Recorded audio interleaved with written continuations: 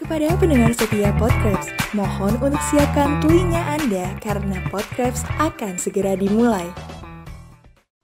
Halo semua, ketemu lagi nih sama gue Diba. Kalian inget gak sih sama Podcasts punya 2 segmen?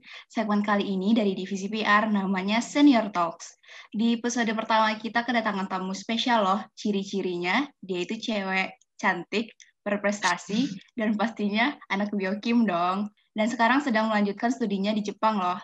Kalian kepo nggak nih sama narasumber kita? Daripada lama-lama, kita kenalan aja yuk. Hai teman-teman. Halo, aduh tadi kenalannya ini banget ya, padahal itu udah makasih loh.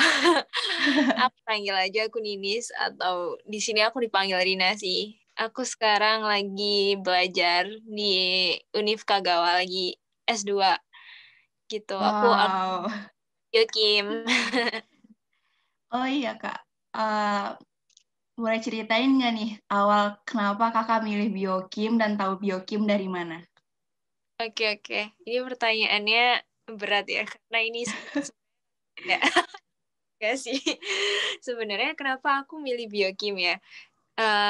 Karena pertama aku tuh dulu tuh pas waktu SMA emang suka banget sama biologi. Sebenarnya aku nggak suka kimia, tapi aku ikut OSN. Tahu OSN nggak? Ya, OSN Ya, itu. Olimpiade Nasional ya?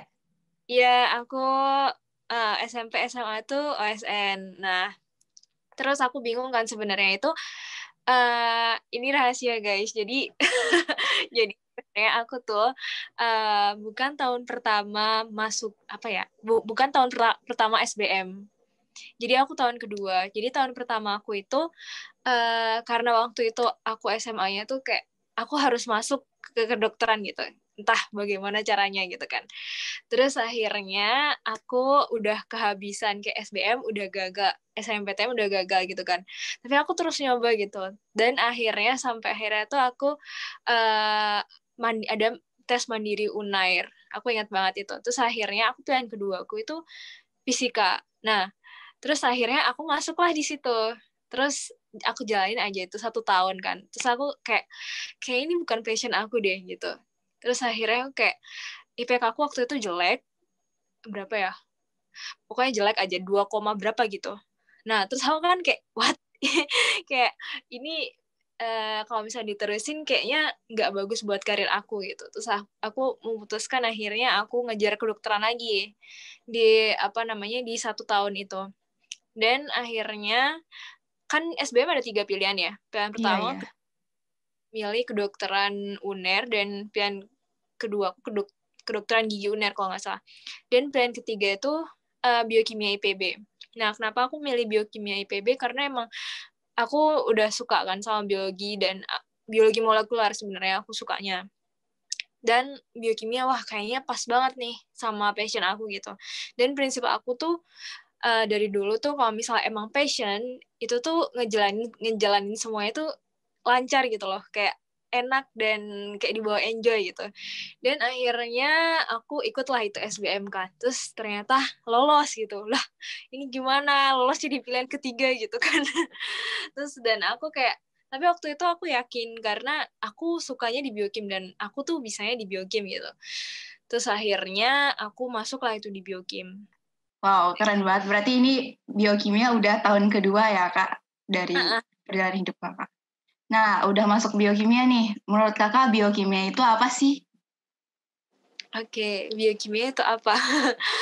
Kayaknya di buku teks juga banyak ya, tapi nggak mau ngejawab secara buku teks.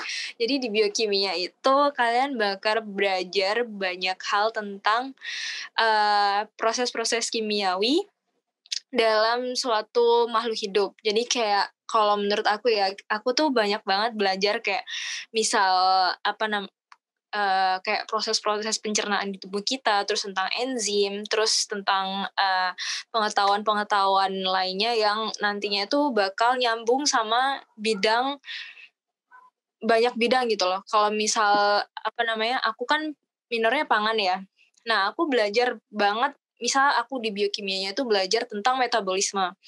Nah, di pangannya aku belajar memproses pangannya biar menghasilkan pangan yang bagus tuh gimana sih, kayak gitu. Nah, terus habis itu di biokimia kan dipelajari tuh gimana makanan sehat atau gimana proses pencernaannya. Nah, itu bisa di-mix dan itu menjadi pengetahuan kita yang sangat berharga menurut aku. Kayak gitu. Nah, udah diceritain kan biokimia itu apa. Kalau misalnya selama kuliah, pengalaman paling gak bisa dilupain nih sama Kak Ninis, itu apa sih? Boleh diceritain nggak? Aduh, sebenarnya kalau ditanya pengalaman, banyak banget pengalaman yang nggak bisa aku lupain. Kayaknya pengalaman yang nggak bisa aku lupain, paling nggak bisa aku lupain itu kayaknya ketika aku exchange sih. Jadi, uh, jadi sebenarnya aku waktu itu pernah ikut exchange di univ yang sama juga sekitar 1 bulan setengah itu prepnya kayak sekitar semester 6. Jadi semester 6 semester 5. Semester 5 akhir itu aku preparasi untuk exchange ke Jepang, terus habis itu aku nyiapin dokumen segala macam. Semester 6 aku berangkat nih ke Jepang. Terus tapi program ini program exchange yang aku ikutin itu dia kan 5 minggu. Aku ingat banget itu 5. Sedangkan di IPB itu maksimal libur tuh kita 3 minggu kan. Jadi aku harus nambah 2 minggu. Dan itu sangat-sangat sebenarnya ditentang sama dosenku. Kayak dosen pangan dan dosen biokimia juga, wah nggak bisa, kamu masa pulang-pulang langsung ujian UTS gitu kan, nggak lucu gitu kan. Tapi aku kayak meyakinkan mereka bahwa nggak apa-apa loh, nggak apa-apa, tolong izinkan saya aja gitu loh. Cuman izinkan saya aja untuk berangkat. Nggak masalah, saya akan belajar nanti di 2 minggu terakhir untuk UTS tuh nggak masalah gitu loh. Dan itu emang benar-benar capek banget, tapi itu pengalamannya berharga banget buat aku. Dan itu kayak, apa ya, kayak itu efeknya tuh ke berbagai macam hal gitu loh. Sampai ke sekarang gitu efeknya, kayak gitu. Nah, kakak tahu ada exchange ini tuh dari mana sih infonya gitu? Oke. Sebenarnya aku daftar exchange juga nggak pertama kali ya. Jadi aku exchange itu daftar exchange tuh banyak banget. Jadi kalau kalian tahu ICO IPB itu ada Instagramnya, itu banyak banget info exchange dan kalian bisa ngelihat kayak persyaratannya, atau ini match nggak sih persyaratannya buat aku, atau apa yang kurang, apa yang harus aku persiapkan untuk exchange. Nah itu kalau saran aku itu kalian daftarin semua, karena kalian nggak tahu kan kayak keberuntungan kalian tuh di mana gitu. Jadi kalau saran aku daftarin semua, nanti kalau misal ada yang keterima, nah kalian itu sangat-sangat beruntung gitu. Tapi waktu itu aku bukan lewat ICO, aku lewat dosen aku. Jadi dosen aku namanya Bapak Dimas Andrianto. Jadi terima kasih banyak Bapak Dimas Andrianto, itu pembimbing PA dan PS aku. Jadi beliau memberitahukan info bahwa ada exchange gitu di Universitas Kagawa. Terus sebenarnya aku juga nggak suka kalau misalnya exchange terus kemudian disuruh bayar gitu kan, karena itu kayak itu tanggung jawab aku gitu. Aku yang pengen, aku nggak mau ngerepotin orang tua aku juga gitu kan. Betul. Nah, terus ternyata di exchange ini dia ada beasiswanya gitu. Terus kayak, wah ini keren banget nih exchange-nya. Maksudnya kayak, ini tuh tentang pangan. Tapi ya nggak menutup kemungkinan anak jurusan biokimia itu bisa masuk ke situ gitu. Jadi aku cobain aja gitu. Kalau aku kayak orangnya, ya cobain aja dulu. Kalau misal dapet ya beruntung, kalau misal nggak dapet ya cari lagi gitu kan. Terus akhirnya aku apply lewat Pak Dimas, terus ternyata diterima gitu di exchange-nya. Terus kayak aku kayak sangat-sangat menghargai pengalaman itu. Jadi kayak di sini tuh nggak cuman main-main doang gitu loh. Ya main-main boleh, tapi kayak sekalian di sini tuh kayak bisa penelitian gitu loh. Jadi penelitian aku itu sebenarnya kan penelitian tuh sebenarnya dimulai semester 8 atau semester 7 akhir ya. Nah, tapi waktu itu sama Pak Dimas ini aku disuruh bawa sampel dari Indonesia. Karena bisa jadi aku bisa penelitian di sini gitu dalam waktu 1 bulan. Tapi itu sangat-sangat mepet ya waktunya. Dan dan sebenarnya penelitian di sini itu gratis, semuanya tuh gratis.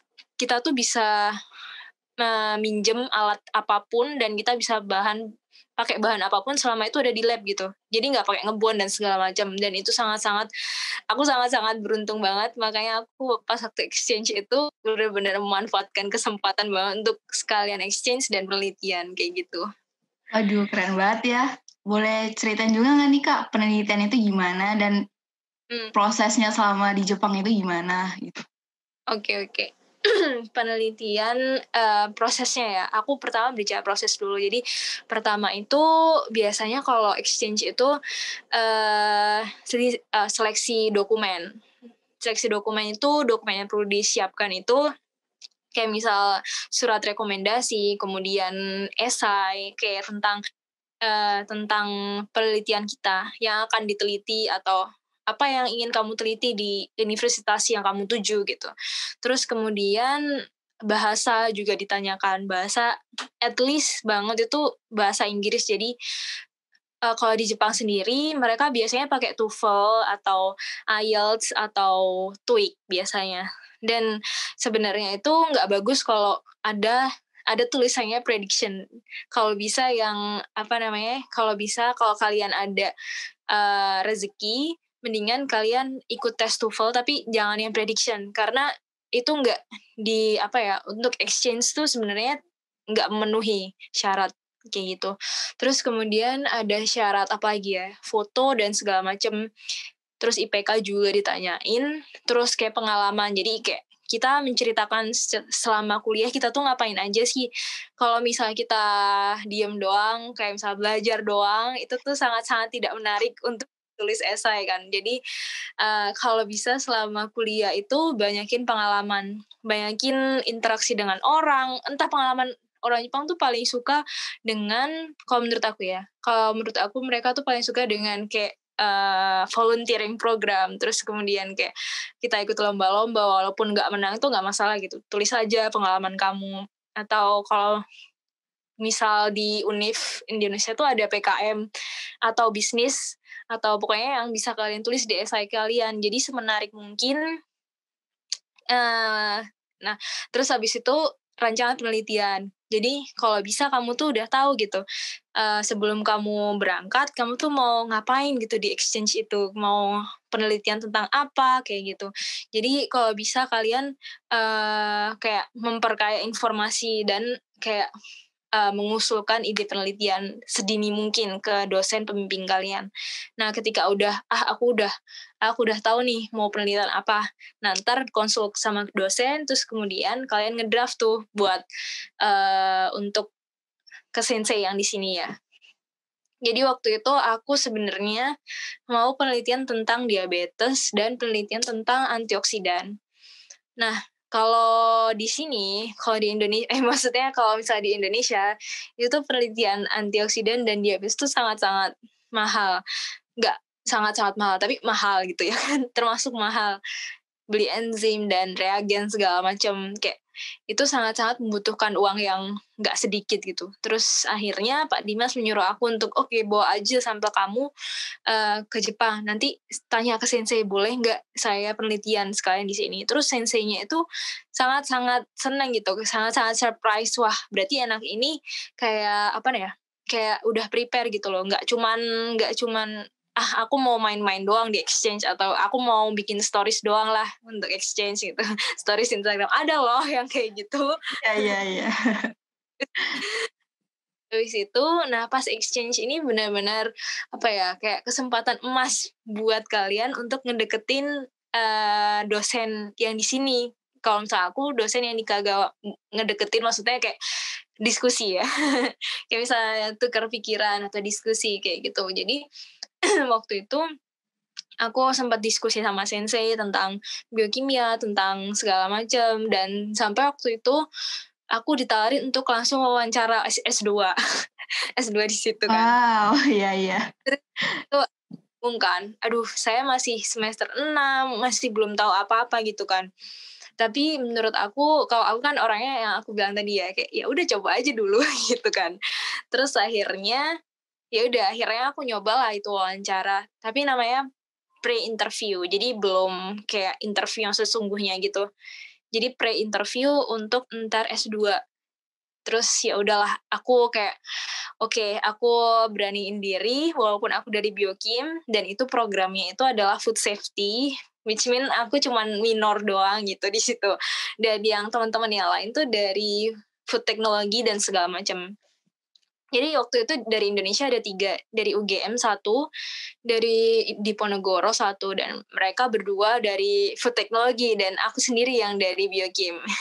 Jadi sebenarnya Biokim tuh nggak menutup kemungkinan untuk kamu masuk di, misal kamu pengennya di pangan atau di farmasi, itu nggak menutup kemungkinan untuk kamu bisa berkarir di bidang itu, kayak gitu. Keren banget ya, itu kayak perjalanan yang berharga banget selama kuliah. Nah, tadi kan kakak bilang kalau bisa selama kuliah banyakin pengalaman. Nah, pengalaman kakak selama kuliah itu apa aja sih? Boleh diceritain nggak? Oke, sebenarnya kalau aku tuh orangnya ada target gitu. Karena tadi itu aku dapat UKT kan tinggi banget ya. Jadi aku sangat mentargetkan aku harus apa sih istilahnya balik modal gitu loh. Aku harus balik modal. Kalau bisa IPB harus bayar aku gitu. Ini nggak bagus sih.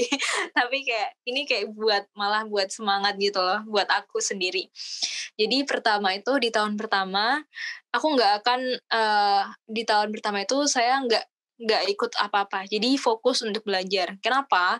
Karena di tahun pertama aku mau lihat nih IPK aku bagus atau enggak. Maksudnya kayak aku bisa menyesuaikan diri atau enggak di Biokim ini kayak gitu kan. Terus semester 1 oke, fine. IPK aku nggak ada masalah gitu. Terus habis itu semester 2 nih. Semester 2 mulai nih agak nyari-nyari pengalaman. Waktu itu aku pernah ikut LKIP panitia. Jadi mulai nyoba-nyoba kepanitiaan gitu. Terus habis itu wah seru juga nih. Kayak kalau aku ya di selama kuliah itu aku harus ikut organisasi, harus ikut lomba, harus ikut dapat beasiswa, itu target aku sih. Tapi enggak dalam 1 tahun itu harus semuanya gitu, enggak. Jadi di target gitu, kayak di step. Jadi semester 2 aku cuman ikut beberapa kali kepanitiaan, kemudian di semester 3 aku ikut Krebs. Nah di Krebs ini aku kayak bergaul sama orang-orang dan kayak aku menyerap energi positif dari mereka gitu. Dan di semester 3 ini emang sih semester 3 itu jujur kuliahnya berat banget menurut aku. Tapi organisasi itu juga penting karena itu bakalan ditanyain entah kalian kerja, entah kalian lanjut S2, itu pasti ditanyain kan. Jadi aku kayak walaupun aku punya tugas, aku harus tanggung jawab juga nih sama posisi jabatan yang aku pegang di organisasiku gitu. Terus kemudian di semester 4 ya, di semester 4 itu aku ikut Krebs lagi. Jadi aku ikut Krebs, tapi kali ini jabatannya lumayan tinggi nih, bendahara. Terus kemudian aku juga pernah ikut lomba KTI, terus ikut lomba bisnis plan juga waktu itu. Terus ikut PKM juga. Terus itu tapi kayak steps by step gitu loh, semester 4, semester 6, semester 8, dan di semester 5, semester 5 alhamdulillah aku dapat beasiswa dari Ion, tau gak ya? Kayaknya di ini ada deh, di webnya IPB, Ion 1% Club Foundation. Itu beasiswa yang menurut aku bagus. Kenapa aku bilang bagus? Karena dia ketika aku daftar itu sama sekali nggak memasukkan background orang tuaku. Jadi kalau yang beasiswa yang lain kan biasanya suruh ada surat keterangan dari kelurahan atau segala macam kan, atau bukti gaji orang tua dan segala macam. Tapi kalau misalnya Ion ini pure dari usaha kita. Jadi kayak misal nulis esai, kemudian IPK dan segala macam itu emang dimasukin dan itu pure dari usaha kita gitu. Dan itu aku lucky banget karena sebenarnya itu satu IPB itu cuman diambil 6 orang. Terus aku salah satu di 6 orang itu, dan kayak wow ini sangat-sangat miracle banget, dan alhamdulillahnya itu bisa nutup biaya kuliah gitu. Nah, di beasiswa Ion itu sendiri ada semacam programnya gitu nggak, Kak, untuk melatih diri? Apa emang pure ngasih? Paham. Jadi kalau misal di Ion itu, kalau misal yang beasiswa lain kayak misal di, aku lupa jadinya.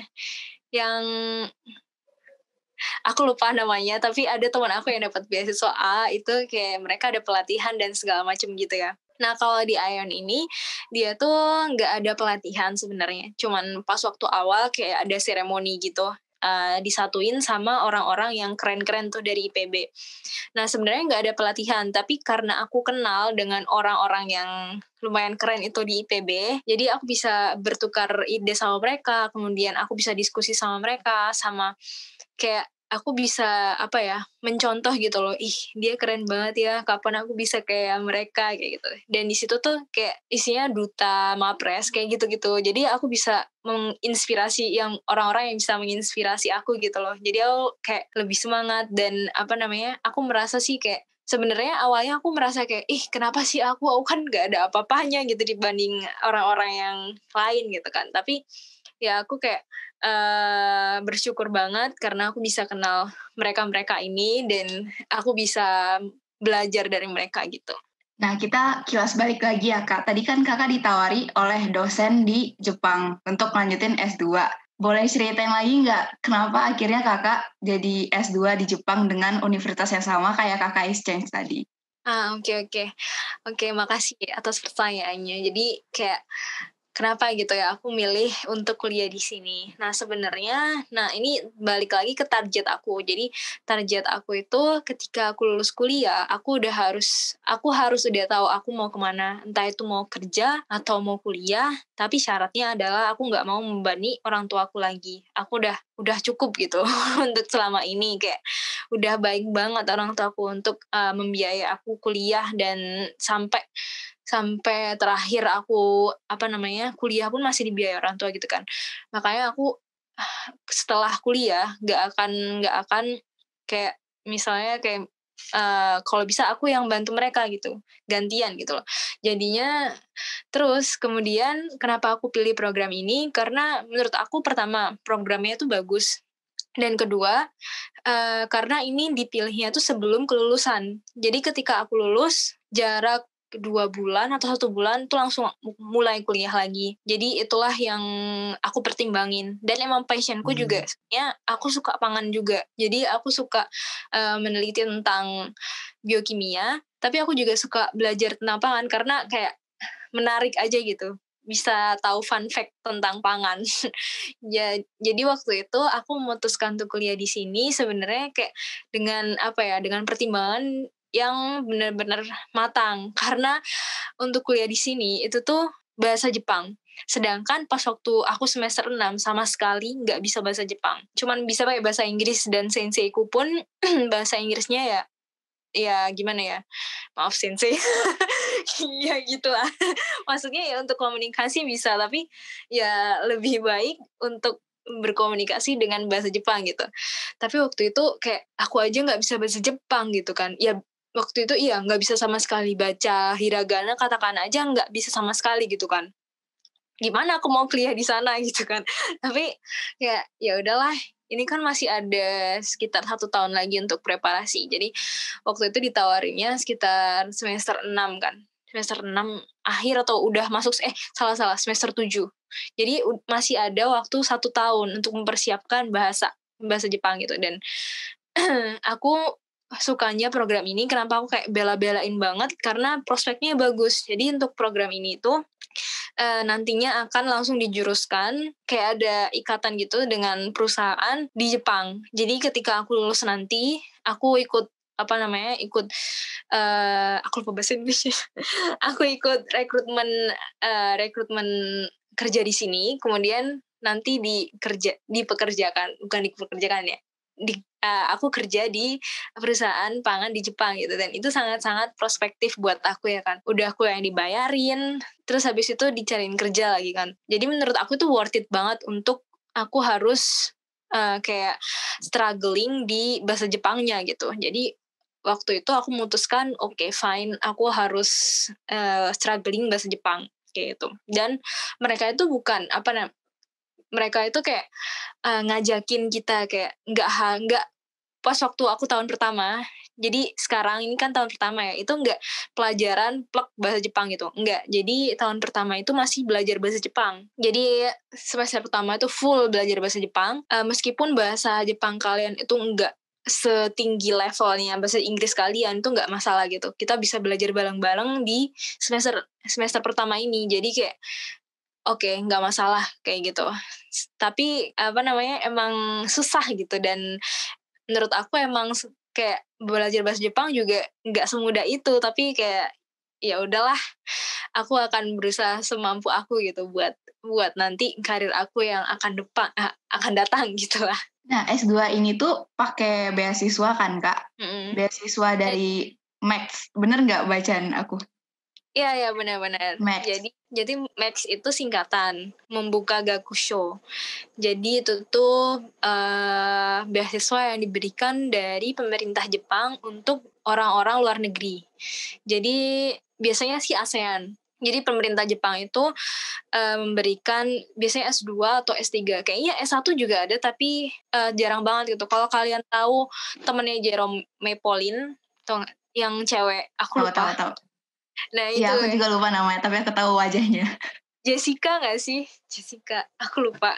Nah, dia tuh S1 tapi Max. Nah, itu tuh menurut aku kalau S1 kan udah lewat ya kan. Jadi kalian sebenarnya S2 nih. Nah, S2 Max itu sebenarnya ada macam-macam jurusan. Jadi kayak misal aku nih pakai jurusan U2U. Jadi universitas to universitas, university to university.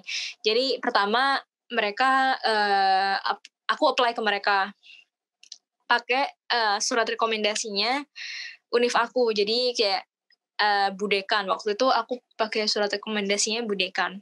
Jadi aku pakai surat rekomendasinya Budekan, kemudian kirim ke Kagawa, kemudian Kagawa oke, fine, kami akan memberi kamu scholarship Max kayak gitu.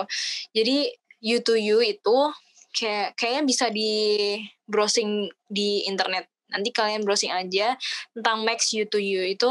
Menurut aku ya, kalau yang aku rasain itu tuh lebih gampang nggak sih? Ya kayaknya lebih gampang masuknya lewat U2U daripada yang ada jalur satunya namanya G2G atau government to government. Jadi pemerintah Jepang bekerja sama pemerintah Indonesia.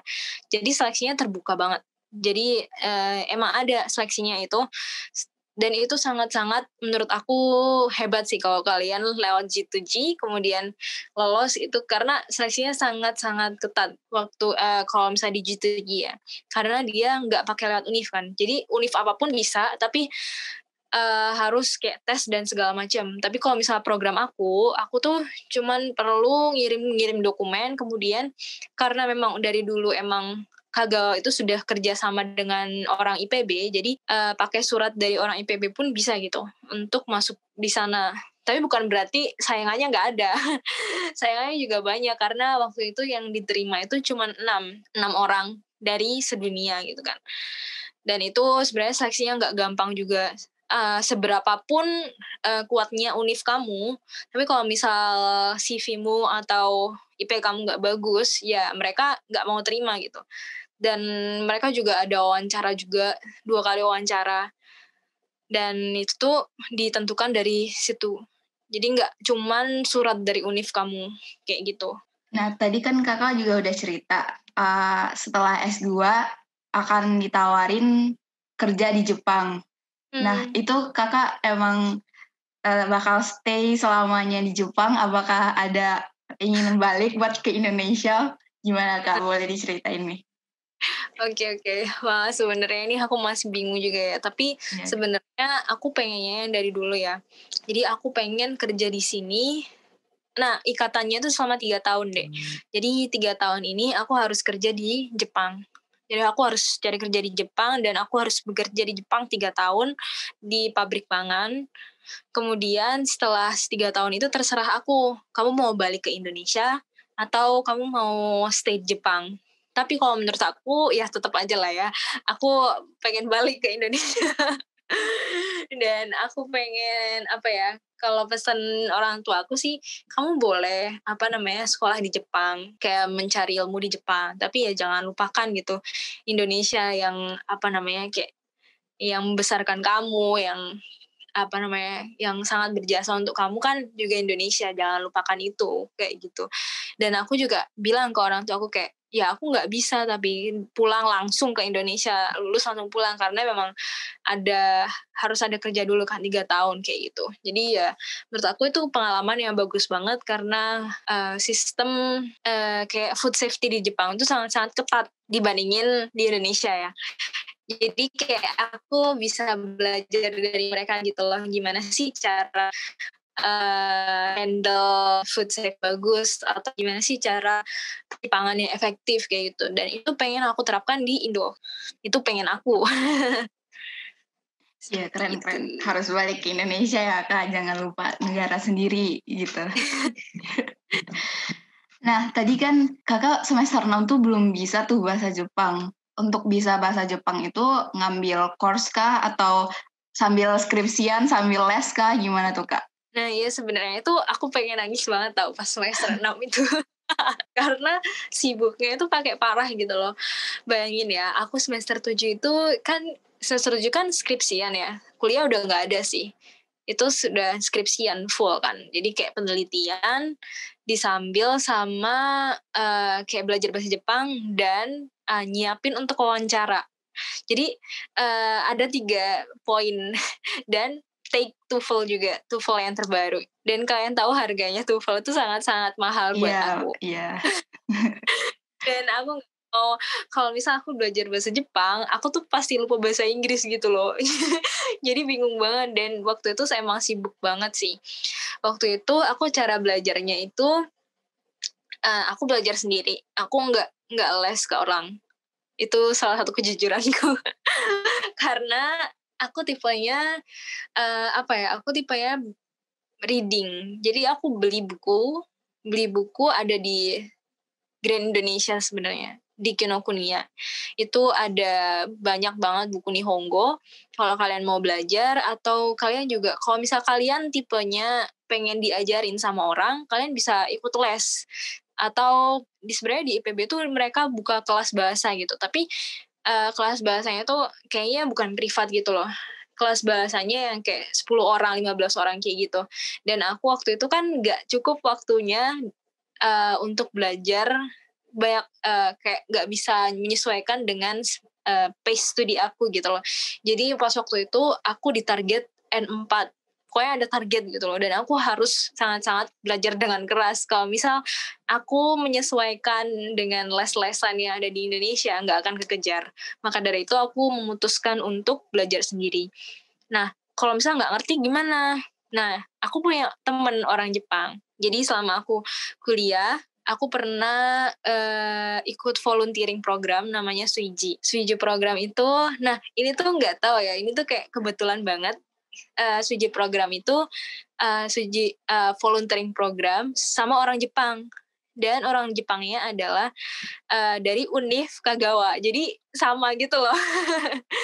Jadi tapi nggak Univ Kagawa, ada Kochi sama Ehime kalau nggak salah. Nah, 3 univ itu datang ke Indonesia, terus kita volunteering bareng ke suatu desa. Kemudian disitulah aku kenal sama orang-orang Jepang. Jadi ketika aku nggak bisa, aku telepon teman teman Jepang aku. Jadi kayak mereka kan orang Jepang, dan penjelasan mereka itu nggak akan salah gitu kan. Jadi ya gitu deh. Aku memutuskan kayak oke, aku nggak butuh guru, tapi aku butuh teman orang Jepang nih. Jadi kayak itu, dan aku juga sebenarnya les itu mahal. FYI, kalau les bahasa Jepang, kalau les bahasa Inggris kayaknya banyak gitu kan orang yang bisa. Dan kalau misal bahasa Jepang itu tuh sedikit banget orang yang bisa, dan kayak aku nyari-nyari pun itu tuh biayanya sangat mahal, sekitar 1 juta 2 jutaan itu per bulan kalau nggak salah ya. Dan kalau misal privat, dan aku kan butuhnya kan cepet, maksudnya aku ada target gitu loh. Nah itu pun malah lebih mahal gitu. Terus akhirnya ya udahlah, aku beli buku aja. Kalau misal aku nggak ngerti, aku akan tanya ke temen aku kayak gitu. Aku memutuskannya kayak gitu sih. Terus alhamdulillahnya pas waktu Desember itu aku waktu Desember tuh nggak lulus N4. Terus kemudian, dan di waktu yang ditargetin, waktu itu bulan apa ya, aku lupa, Januari kalau nggak salah, aku lupa pokoknya waktu yang ditargetin itu alhamdulillahnya lolos N4 kayak gitu. Jadi FYI kalau di bahasa Jepang tuh ada N5, N4, N3, N2, N1. N1-nya paling susah, paling gampangnya N5. Dan aku kayak masih belajar hiragana katakana aja nggak bisa gitu. Dan dalam beberapa bulan harus take N4. Itu kan what? Like, kayak oh my god. Ini kayak shock banget, pressure banget buat aku. Tapi ya kita bisa lah melalui itu kalau misalnya kita niat. Akhirnya aku bisa nih N4. Terus ada target lagi nih N3. Nah, alhamdulillahnya udah terlewati target ini. Jadi sekarang aku lagi ngejar untuk N2 kayak gitu. Kalau misal minimal syarat buat ke Jepang itu N berapa, Kak? Nah, untuk syarat ke Jepangnya itu N4. Jadi sebelum kalian daftar program ini, lebih baik kalian tuh menyiapkan JLPT N4. Sebenarnya nggak harus JLPT. Tes bahasa Jepang pun ada berbagai macam gitu. Ada NAT test, ada J test. Yang aku tahu itu sih, 3 itu sih. Jadi kalian bisa daftar ke tes-tes ini kalau misal tes ini di cancel gitu. Karena COVID kayaknya JLPT nggak ada. Tapi NAT kayaknya masih ada. Jadi kalian harus menyiapkan minimal N4 untuk tapi menurut aku ya nggak susah itu gitu. Kalau kalian tuh berusaha, pasti kalian tuh bisa. Ya itu emang klasik sih. Tapi kalau menurut aku itu benar-benar tergantung motivasi dalam diri kalian. Kalau kalian emang udah men-set target, gue mau lulus bulan ini, ya kalian pasti belajar kan. Nah, maka dari itu kalian tuh pasti bisa gitu sebenarnya. Dan sebenarnya lidah orang Indonesia tuh nggak jauh-jauh beda pronunciation-nya sama orang Jepang. Jadi nggak sesusah itu sebenarnya. Kalau kalian ya yang penting kalian semangat. Nah, tadi kan udah perjalanannya udah panjang nih, Kak. Ada pesan-pesan nggak buat adik-adik tingkat di Biokim atau adik-adik yang mau masuk Biokim gitu? Oke. Yang pertama buat yang masuk Biokim ya. Biokim itu seru. Dan Biokim itu kalian bisa belajar banyak hal. Kalau misalnya kalian berpikir Biokim itu susah, Biokim itu sebenarnya nggak susah kalau misalnya kalian tuh enjoy dengan pelajarannya. Tapi kalau misalnya kalian udah dari awal udah mikir, Biokim susah, males, kayak gitu. Itu tuh yang bikin susah sebenarnya. Kalau misalnya kalian mikirnya, Biokim, enak ya kita bisa tahu kayak enzim dan kita bisa tahu proses pencernaan di tubuh kita dan kita bisa tahu gimana handle penyakit, misalnya diabetes atau asam urat, itu asik sebenarnya. Tapi kalau misal kalian mindsetnya dari awal emang susah, ya susah gitu dari sampai akhirnya. Dan pesan aku buat anak-anak Biokim yang sekarang lagi kuliah, ya aku tahu di corona ini kayak kayak banyak banget hal-hal yang disayangkan. Mungkin kalian nggak bisa exchange atau mungkin kalian nggak bisa pergi ke luar negeri karena corona ini. Tapi kayak jangan menyerah gitu, jangan menyerah. Pasti ada jalan gitu. Pasti nanti akan ada kalau misal kalian berusaha, pasti Tuhan itu pasti melihat kalian kok dan pasti ditunjukkan jalan yang terbaik gitu. Kalau misal sekarang kalian belum bisa berprestasi, ya itu wajar karena kalian karena kalian masih sedang proses gitu. Semuanya tuh berproses, jadi nggak ada yang instan. Kayak aku tadi, proses step-step dari awal itu tuh sangat-sangat berharga. Dan jangan berpikir karena dia mah pintar, dia mah emang keren, kalian juga bisa keren gitu kalau misal kalian tuh berusaha. Dan gak ada orang pinter gitu kayak aku tuh bodoh, aku tuh pas waktu di fisika itu bodoh. Dan tapi itu nggak apa-apa karena ya aku manusia gitu. Dan kalau misal kalian emang percaya kalau kalian tuh bisa, insya Allah kalian pasti bisa lah untuk melewati semua ini gitu. Wow, sebuah wejangan dari orang yang berpengalaman langsung ya. Ya nih Kak, kayak di Biokim mungkin masih banyak teman-teman kita masih mempertanyakan gimana sih prospek kerja di Biokim. Nah, itu semua udah diceritain sama Kak Ninis. Dan emang semua tuh nggak ada yang instan ya, Kak. Semuanya berproses, harus ada step by step. Nah, sekian bincang-bincang kita di Podcraft sesi Senior Talks kali ini dengan narasumber Kak Ninis, mahasiswi S2 di Kagawa, Jepang. Semoga stay safe di Jepang, Kak. Dan selalu sukses selalu dan membawa positive vibes kepada semua orang. Amin. Sekian dari gue, Diba. Dadah. Dadah. Terima kasih. Anda baru saja mendengarkan podcast. Tetap semangat dan nantikan episode podcast selanjutnya.